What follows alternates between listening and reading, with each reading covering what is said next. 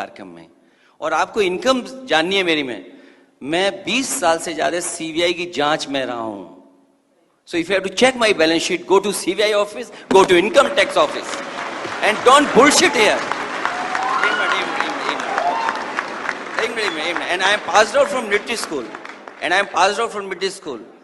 it's not army school it's military school correct yourself also Uttar Pradesh மாநிலத்தின் சமாஜ்வாதி கட்சி தலைவராக இருக்கும் அகிலேஷ் யாதவ் அவரது நகைச்சுவையான பேச்சாற்றலுக்கு பெயர் பெற்றவர்.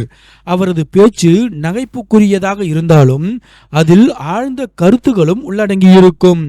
அதே சமயத்தில் எகத்தாளமாக கேள்வி கேட்கும் நபர்களுக்கு அவர்களது மூக்குடைக்கும் பதில்களை வழங்குவதில் அகிலேஷ் யாதவ் வித்தகர். அந்த வகையில் சமீபத்தில் நடந்த செய்தியாளர் சந்திப்பு ஒன்றில் பாஜக ஆதரவு பத்திரிகையாளர் ஒருவர் திடீரென உங்கள் வருமானம் எவ்வளவு என அகிலேஷ் யாதவிடம் கேட்டார். அதற்கு பதிலளித்த அகிலேஷ் யாதவ் சிபிஐ அலுவலகத்திற்கோ அல்லது இன்கம் டாக்ஸ் அலுவலகத்திற்கோ போய் எனது பேலன்ஸ் ஷீட்டை சோதித்துக் கொள்ளுங்கள், இங்கு உங்கள் முட்டாள்தனத்தை காட்டாதீங்க என காட்டமாக கூறினார்.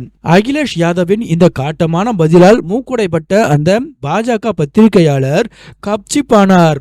உத்தரப்பிரதேச மாநில பாஜகவிற்கு மட்டுமின்றி இப்போது மத்திய பாஜகவுக்கும் அகிலேஷ் யாதவ் சிம்ம சொப்பனமாக மாறியுள்ளார். ஒரு எம்பியாக நாடாளுமன்றத்தில் அவர் எழுப்பும் கேள்விகளுக்கு பதிலளிக்க முடியாமல் பாஜகவினர் திணறித்தான் போகின்றனர்.